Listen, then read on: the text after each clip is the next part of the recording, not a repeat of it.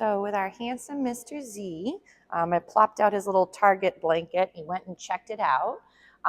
So remember that when starting to work on relaxation or targeting a mat, we want to make sure that, again, the pup or, again, the dog feel comfortable, that the mat is not something that we implement when things are getting hard or scary or overwhelming. So if, let's say, for example, the only time we used a target mat or a cot or a dog bed turns into, again, something new is about to happen in the environment or something stressful, a lot of times then your babe can start to think that going to this target mat is the bringer of the bad. So you don't want to use it for, correction or punishment. Obviously, if he's being a little nudgy and he's kind of in the way, you could always ask him to practice targeting his bed or dog, cot or mat, and then start building up that going to your stationary spot has great value. So if, let's say, you're entering the home and he's all over you or whatever it might be, or you're loading the dishwasher, you can start to implement going and doing some vegging on his dog blanket. So that way, while you are practicing, going and loading up the dishwasher, throughout that, you can go back and forth and feed him for being stationary on the mat. So again, you're just kind of building up that value in being planted in a spot.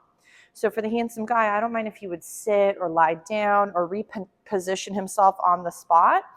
The main goal is he hasn't gotten up and wiggled. So I'm going to see Mr. W again today. He says he would like to partake. He's just in the little room behind us here. But he's been liking some of the snacks I've been tossing him here and there throughout the practice. And he says, I think he wants some more. So I'm going to try a little bit where I'm going to have him do a stay. And I'm going to start adding a little bit of movement for Mr. Z to see if he can handle with me wiggling around the environment. He had been doing a really nice job. I know a couple videos back, we were doing some stay behaviors and then working with some distractions. So like me going and touching things on the wall over here, or even doing some leave-its where I dropped some no-no items off to the side. And then he was doing a beautiful job holding his downstay on his blanket. I know technically he kind of fell off of it slightly, but no big deal. The main goal is that, again, he's mostly on the target, and that's where the good stuff happens. So again, I'm just reinforcing intermittently here and there throughout his practice of being stationary. So in the beginning, obviously, when first starting off with a stay behavior, you're not going to go ahead and add the 3 Ds all at once. So the first one, as we've discussed prior for Mr. Z, is for again, the 3 Ds, it consists of your duration. So how long can your dog do something and do it well? Or how long in between intervals can the pup be successful? So like right now, the intervals between each snack is probably like, 5 to like 8-ish seconds. At other times, it could be a little bit bigger. If you're finding the time frame is going amazing, which he had been doing a pretty good job with it, that's where now I'm adding distance. So that's one of my other options for the 3 Ds.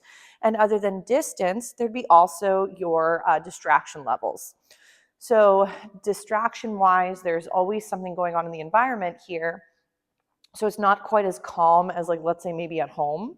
So a lot of times when you're working with your babes, you want to kind of take in consideration the environment and what you're dealing with while you're practicing. So again, while he's just there, I'm just going to make a couple little noises. Nice.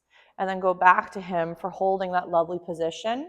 I might even at times do a little jackpot, which again is like one snack after another to build up that, again, there's more value in being stationary because you received several little bonus bits for doing so. So again, I'm going to try with some noises. Nice. What a smart boy. And again, I'm just breaking up these snacks into itty bitty pieces anyway, so he's not getting tons of huge chunks throughout the practice. Nice.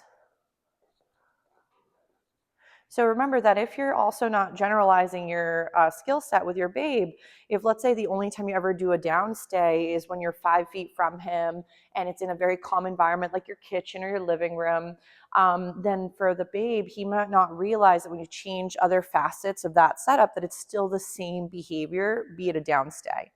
So generalization would be also getting your puppy to feel comfortable doing these skills in different types of environments with different levels of distractions, with, again, your 3 Ds that are coming into effect.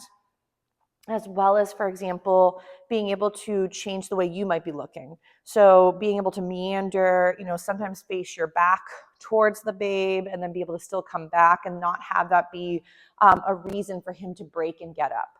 So for some of the babes, as they're getting more comfortable, you might even try this around your kitchen, and maybe you go to sit down at the kitchen table. If he gets up, no big deal, but restart the behavior and see if he can be successful trying maybe little bits. So maybe you head towards the kitchen table, you pull out the chair, you push it back in, and then you go back and reinforce him for not moving from his downstay. So if, let's say, me going all the way to the wall was too difficult, I would typically go about half the distance and start from there. Nice. Gorgeous. What a smart boy. So, but if, let's say, this was really hard for him, so let's say I got a little too exciting going to this, so he breaks, no big deal. Excuse me, we're gonna bring him back to his little bed, which wasn't quite as little, but I think he's scrunched it up a little bit, so it's a little bit smaller of a target now because he's gotten very long. So now I'm gonna tell him to stay. You can see that he's not quite relaxed. You can see his little caboose is almost ready to be able to pop up again. So there we go. That's what I want to see, is little siding, the side saddle as I call it, or like the sideways or more comfortable, relaxed down. So now I'm going to get and tell him to stay. And we do have the distractions in the environment. So we have the other pups sometimes making some noises. We have the neighbors. We have just like the noises from outside as well, like the trucks and the airplanes and the trains. So if, again, we're having a moment, ready, we might get that little sit. Oh, that's a down, but that's okay. So if, let's say, I wanted technically a sit, I might lower him forward just for a second, gain my sit, feed for that, then maybe lower for the down. Nice. Because I don't want him to start getting confused where if one behavior equaled one thing, we'll fix his little mat for a second. So because if I constantly say, he's like, well, look at my new friend. Ready? Zeusy. Zeus is like, oh gosh, he's talking. So if, let's say, the other puppy says, who is this wild man next door? Ready, Zeus? I'm going to get Zeus's attention. Ready? Bring him back over to his little spot. Nice. And get a little sitting. Gorgeous. And then back to our down. So if your babe is ever again having a more of a difficult moment because there's a distraction, there was a sight or a sound or whatever, a smell, you may have moments where don't feel you have to always end on the thing you were working on. So there's sometimes where people are like, well, you have to end on a good note, which I do like. But if your babe is too overwhelmed, too distracted, too flustered, or they're just constantly failing, then trying to end it on a good note makes the thing you were trying to work on technically a bit overwhelming or something that's unattainable. So if at times your babe is not really there mentally or physically, make sure to set them up for better success by maybe even ending the session, reevaluate where maybe things got a little too hard, and then try to make it a little bit easier than that step where they started to get lost or started to fail. This is very nice. So again, we're going to feed. Beautiful. Good job. So again, if, let's say, you have to bring it back to simpler version of this would be me not moving away, me not adding distance, me not going and trying to touch the items on the wall, which could be maybe a little too distracting at certain points.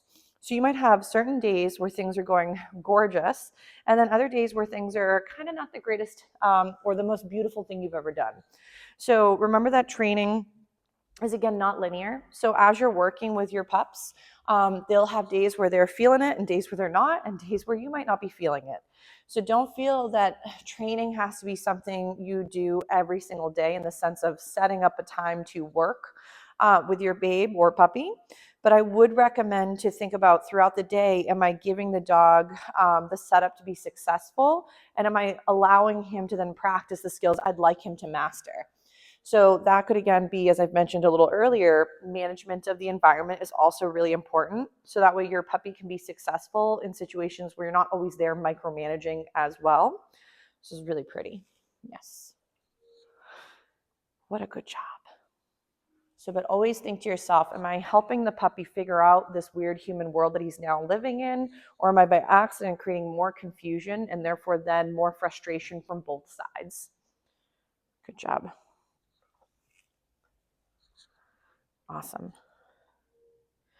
So what I'd like to try, he's like, I swear there's something delicious under the blanket, is I want to do a little bit with the head collar again, just to practice having him touch it and sort of engage with the item. So again, I'm going to have him sort of check it out. Yes, and feed for that. So because it does smell funny, Yes. It has had other pups wearing it or checking it out too, so there's some different smells associated with the head collar right now. He swears there's a snack hiding on the floor. So right here, yes. So we're just having him check out the item. Like I did on Tuesday, I'm going to just have it open. I'm going to go ahead and offer a little bit of food for him to place his little nose in through the little slip of the nose band. Nice. I'll turn a little bit so we can see him a little bit better. Nice. Very good. Good job. So like right now I am just luring him into it. Obviously, as he becomes a little bit more comfortable, you might offer the item, see if he goes and touches or targets it, and then feed for those responses as well. But throughout the week, as he's practicing next week as well, we'll keep rocking a little bit more with the head collar and see how he feels throughout the practice. Nice, good job. But we don't want it to be, again, a situation where we rush through the steps and make it too stressful. Nice, good job. Good. What a smart man. So, but we'll give him a little break. He'll get to practice again a few more skills throughout the day. But right now he's getting a little bit tired. Of course, I dropped a piece of cheese on his arm.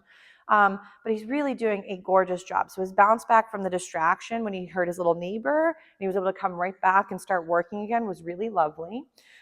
So just try not to get too stuck on certain things, because I know for us, we kind of have really nice big expectations for our dogs or our puppies. Remember just to keep them attainable for both you and him. So if, let's say, sometimes you're feeling like training is more of a chore and it's kind of, again, a little bit overwhelming from both ends, try to maybe set it up where it is a softer environment, or maybe you stick to bubbles where you can see things from afar. So I know we were discussing a little bit with an open area like a field, or even like a nice big open section like a parking lot that's not a busy one. Because then you could start to watch things from afar, but have enough distance where he stays under threshold and doesn't get so excited that he's unable to bounce back, or he's hard to manage mentally or physically at the same time. So, but Mr. Z did a very nice job. So we'll give the handsome guy a little breather and we'll work a few more skills in just a little bit. Good job, sir.